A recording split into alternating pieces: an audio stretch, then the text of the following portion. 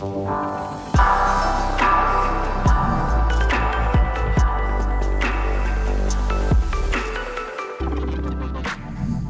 welcome to CHILIpulse, the podcast we created to give you actionable insights in everything related to Chili graphics. I'm your host, Bram Verniest, and I'm Chief Evangelist and co-founder. And today I have with me Bert. Hi Bert. Hi Bram. You are product marketer at CHILIpublish? That's correct, yes. Maybe give a bit of background. What is your role? How long do you work for CHILIpublish? Well, I work for CHILIpublish. It would be in May. I will work here 1 year. As you said, I'm doing product marketing, so which basically means the product that has been created and that is continuously being developed, bringing it to the market, making sure the messaging fits the values there, and therefore, for example, this CHILIpulse episodes contribute also to it. Yeah, super. Well, welcome in the CHILIpulse podcast. Thanks for having me. Today is a bit of a special episode. Yeah, it sure is, yeah. We actually have something to celebrate because it is now approximately 1 year ago that we actually, that the first CHILIpulse episode was shot. We shot by now 21 episodes. You see this picture here of Luca and Paula, which are supported with these 21 episodes. And yeah, what the intention is, of course, for us to keep going, shooting the episodes, and it stays the same principle. So we want to be a resourceful insight for everybody who is interested in creative automation, and of course into our platform, CHILIpulse. Indeed, one of the drivers was to help you, the viewers, the listeners, to get insights if you're interested in creative automation.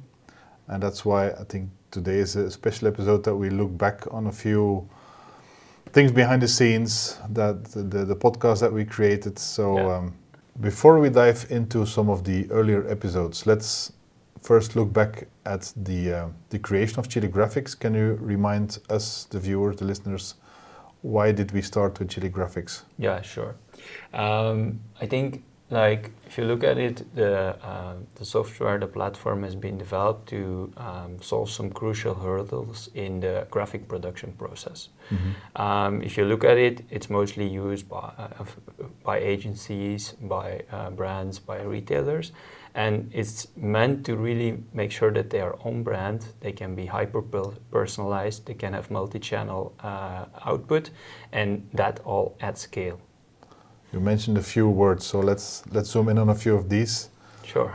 Personalized, what does that mean? Does that mean I can put my name on an asset, or is it more than that? Yeah, so we have a few things that we developed to make sure that you can make it personalized. One of the things is variables, for example.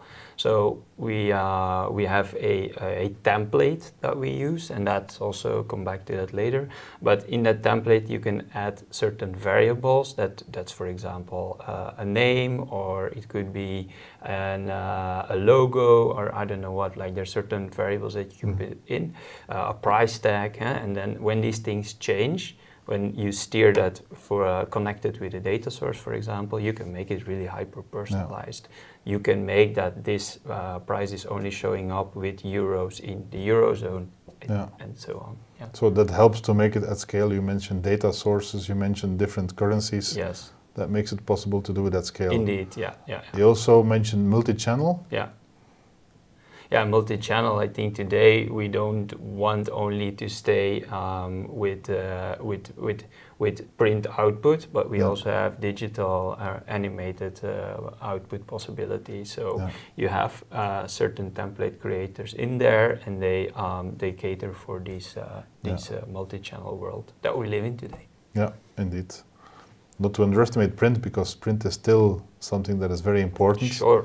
You see that the volumes are going down, but people still value print. Maybe it's not the mass production anymore, but it's still very important that also print stays on brand. Yeah, definitely. And it's of course the cornerstone of what we do and why we developed it. So yeah, it's super important, but yeah, multi-channel encompasses both, of course.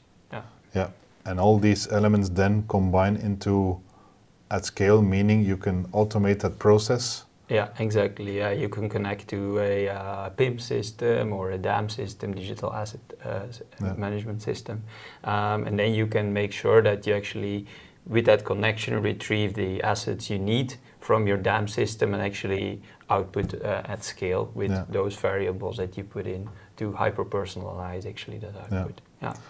And for me, that's also the basis. It's a tool, and next to a tool, it's also mindset. For me, that's also why we created this CHILIpulse podcast, to help people in giving insights and having the right mindsets. What is creative automation? It's a mindset, it's tools, it's people, processes, the stuff you always read. Yeah, indeed. Spot on, I would say. Yeah, indeed.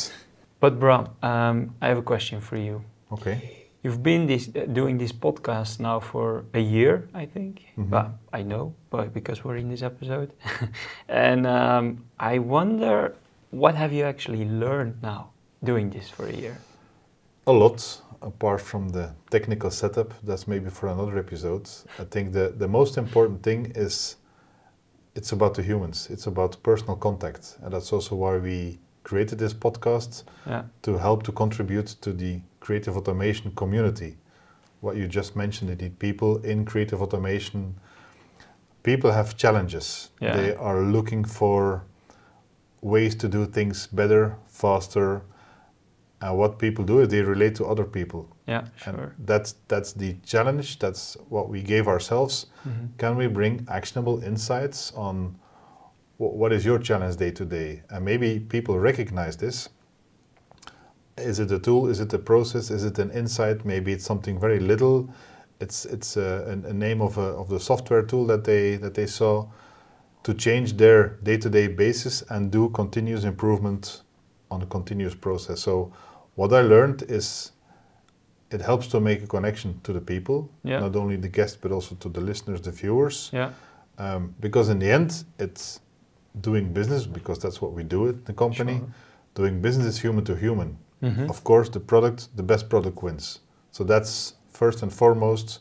We build the product, and then it's about the human connection. Because you can have the best product, if you don't have a connection with the person you're doing business with, it will be hard. Yeah. So that's why we want to make it very human, to show what we do, show our struggles, to show how people take challenges. And so I think that's the main takeaway for me. It's making that connection with humans. Yeah. Okay, so like it's literally checking in on the pulse of the viewers, let's say, and the listeners. That's nice. So maybe it's a good name for the episode. Yeah, it could be. Checking in. Okay, we can consider that. Let's maybe have a look at our first episode. Yeah, right. I think the first one was with Bart. Yeah. Bart is our CPO, Chief Product Officer, and his task, his responsibility is to combine the vision of the company together with all the stakeholders, being people in client success, because they talk to customers. They also talk to customers directly. They talk to partners, software integrators. So his task is to integrate. And the first episode we had was him talking about what makes a template smart. Yeah. Resizable template, so a smart template should be resizable. So if you make that, for example, 400 pixels by 360, you see that it responds, it rearranges the elements, it resizes the elements. If I would go even to more extremes, you see that it even changes the layout. A smart template can contain multiple layout variants and is able to interpolate between these different layouts. So any size can be generated from a single template. What did you like about this episode? Yeah, I think it's a really powerful episode. The power of our tool is also very much into this smart template creation. And then why? Because, for example, when you use a smart template, you can resize it without breaking the design. If you look at the episode, you will see that Ward talks about optional content. So there's content that you can add optional in certain layers. And it's the thing that the smart template gives. You have the possibility to do the ad hoc creation, but also you can connect it to the data source to do it at scale. And one of the things that I really think that it's super important that he stresses there is, for example, a feature like copy fitting. Yeah. Copy fitting is something that we have as a feature in the tool, which is literally very unique in the print output world. So I think these kind of things together with the connection to data sources, which you talked about before, Dam and Pim, to use those assets you already have to create at scale. Yeah. He does a really great job in explaining it and also using tangible examples in this episode. So that's what I really like about it. Yeah. What I also liked about it is, again, I refer to the human connection, is giving the listeners, viewers, insights in how at least a piece of what's brain works. Yeah. Because if you want to relate to a tool, it's important to understand the vision, and if you hear it from the person who's in charge of the product, then you understand it very well. Yeah, indeed. Yeah, he's a lot of insights, and he shares them there. Yeah. Yeah.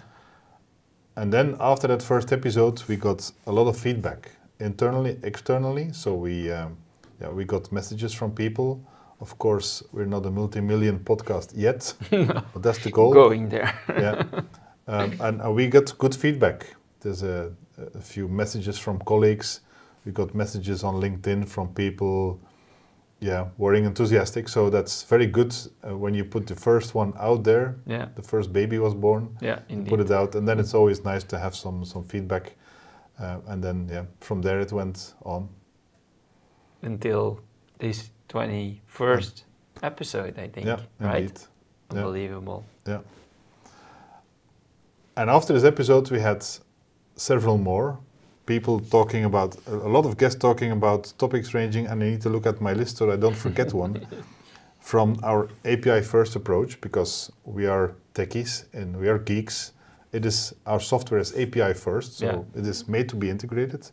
We also talked about how to set up automations. Correct. We talked about performance with our chief architect. We talked about the platform, because of course it's a platform. We also had a product owner talking about using one template for several outputs, which is also the smart template. We talked about security, very important. We are ISO certified, so ISO 27001 to be specific. We talked about converting existing templates, because people already have templates in InDesign, in Illustrator, how to convert them into the platform and then further automate them.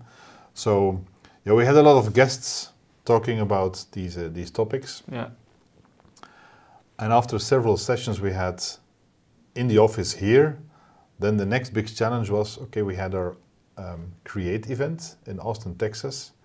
So, but let's say we ran into a few hurdles before we got there. But to talk about the Create event, that was an event in Austin, and the goal was to interview some of the people that were going to be there. Yeah, indeed. Yeah, because there were a lot of partners and customers, of course, invited to the event, and it was a great opportunity for us to shoot some more episodes. But yeah, indeed, I like indeed at that time, like I said before, I joined in May. It was very early, so I didn't join on the event. But what I heard is that there were some issues getting there. You call them issues? Well, let me give you a bit of a backstory. The plan was for me and for a few other colleagues to be there a bit ahead of time, so that we could set up the studio, the cameras, the recordings, everything. Yeah. So we planned to travel on Monday, because the event started on Wednesday, so that gave us ample time to do the preparations. Okay. My flight was from Brussels over Newark in New York, and then from there to Austin. All right.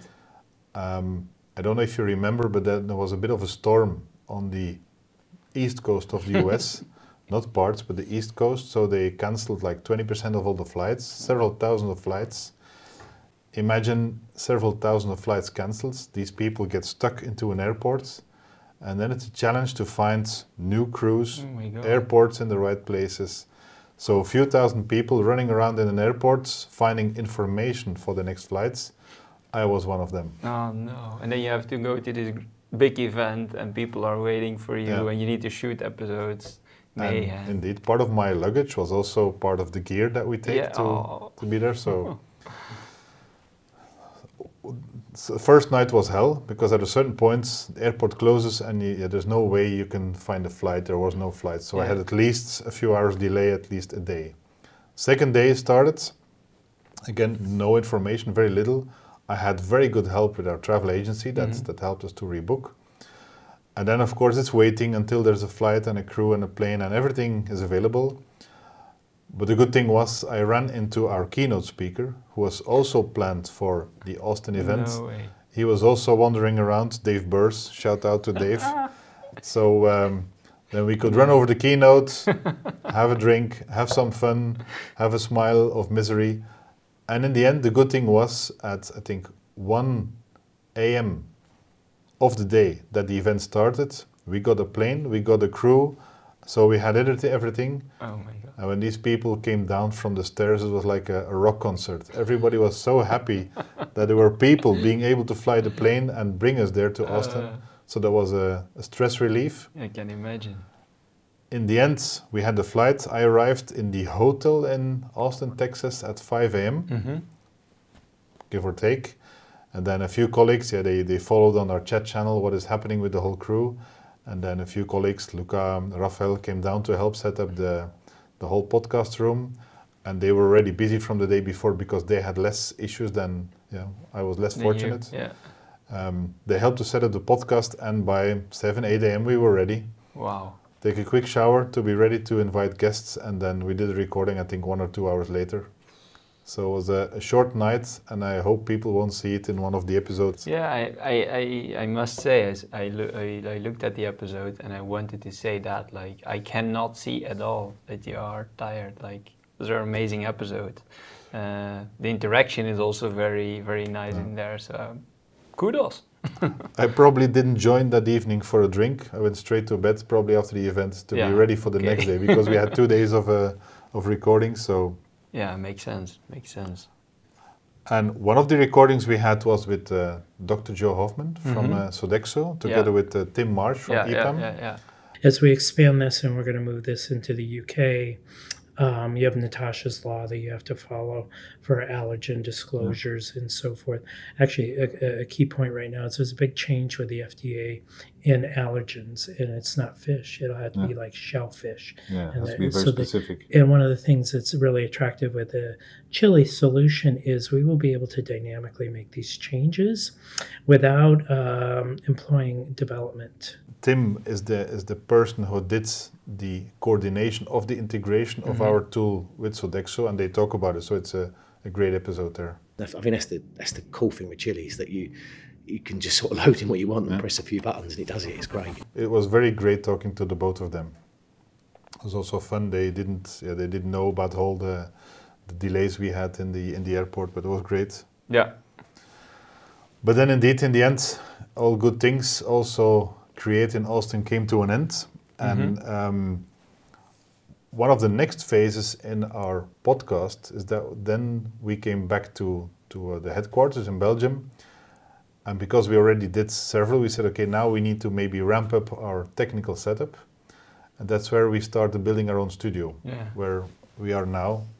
People don't see too much, but again, super beautiful. I'd like to do something in one of the next episodes about the studio. Yeah. That gives us the freedom to come in, have a guest, start a conversation and talk about the things without having to worry about doing the whole setup. Yeah. Like you mentioned with the podcast, just push the button, record and have the chat. Yeah, indeed, yeah. It's really the connection there. It's we built the connector and it's integrated, and now we are sitting in it and basically we plug and play every time. It's amazing to have. It's not just to give you an example. It's not only podcasts, but it's webinars. It's other kind of formats really that we can use it for. It's a super added value. Yeah. Thanks for that. With pleasure. Fast forward to Create in Brussels. In our world today, creativity and technology often meet, but we find that there's still a gap between these two things. And there's a gap, a bridge that we need to build between creativity and the technology that we use to manage our creative operations. That was for us, again, an opportunity to do some podcast recording on the set there. maybe just to give a background, Create in Brussels, similar to Create in Austin, is our community event we had in Brussels, and then I had the pleasure to interview industry experts like Didier Hazen from Groep Joos, Chris Doe from The Future, and also Patrick Tassolini from Relational, one of our partners. Yeah. So that was great also talking to these people during that event. Yeah, indeed. And I remember Chris Doe again, like when I think about it, he brings things really down to the simple truth. Never get good at doing something that a machine can do better and faster and cheaper than you. And I think that really makes you think. Of course, Chris Doe's talk at Create was about AI bright future. He talks a lot about AI, and I think if you we have the recordings also if you would like to see that. But that was great, and also Patrick from Relational, he really talked about how when he's talking with partners and customers of his, that he is creating smart templates, and he's in that consultation talk that he says actually brand guidelines are insufficient for the capabilities of a smart template. And then that's a world upside down. Literally, for me, it was like, okay, that's really I really like that about these episodes. So. And I think around the time of Create, we also took the opportunity to crank up the design of all the graphics for CHILIpulse. Yeah, sure, yeah. So when you look back at the history of the CHILIpulse episodes, of course the visual ones, you won't notice it in the audio podcasts. But then we revamped the design. Yeah.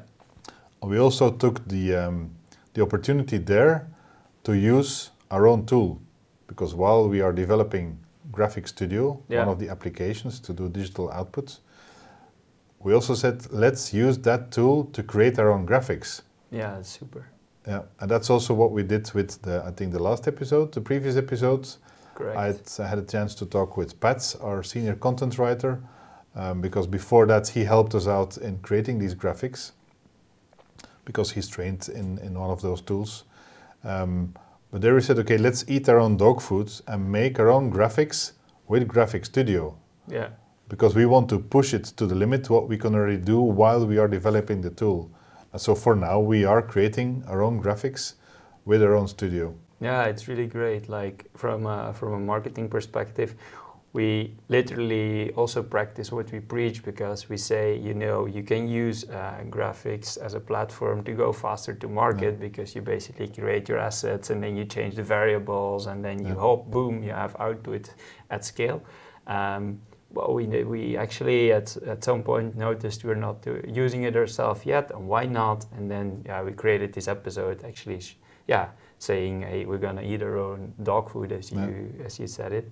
And it's great because now we can do it. And it also, you saw also people sitting here realizing, this really shortens the production of our podcast cycle. So, and you can work asynchronously, because if you don't know the title yet, you can still do that later in the phase, because otherwise you need to brief somebody in the design studio. Yeah. Now you just go to, in our case, My Projects and Chili Graphics. Yeah.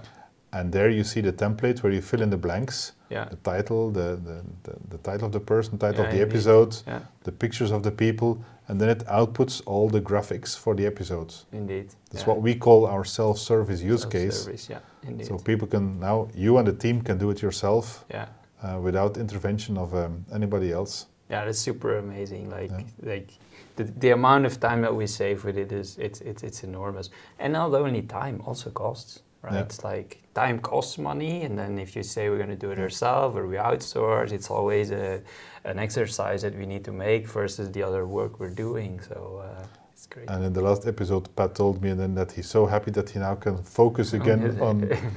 Well, he said literally, you took away some of the stress in my life. Indeed, by taking it away. He does a great job, but he's way better indeed in the content writing.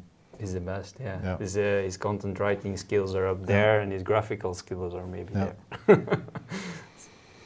So, and that wraps up our look back, our 1 year look back on the episode of CHILIpulse. Yeah. It was fun taking a look back into the very short history, only 1 year. Sure, yeah, sure is, yeah, very fun. But it reminds me of something, Bram. I need to do something. One moment, please. Not knowing what's going to happen now.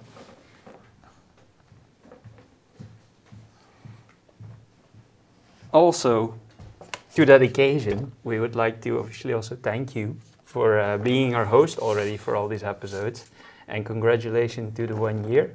You're not only Chief Evangelist, you're not only the co-owner, but you're also Chief Podcaster now. All right, super. Thank you so much. You're welcome, and thank you for always being amazing. I think the viewers and the listeners agree. Bram is, he is just the chief podcaster, and we're happy that you are doing this also with us, and we look forward to many more, really. Super. Well, that's gives me a load of energy to do at least 20 more of these. Yes, that's what we were going Super. for. Thank you so much. Thank you for being the guest today, and Thank you to the viewers, the listeners also of the episodes. And I hope to see you in the next episode. Bye-bye.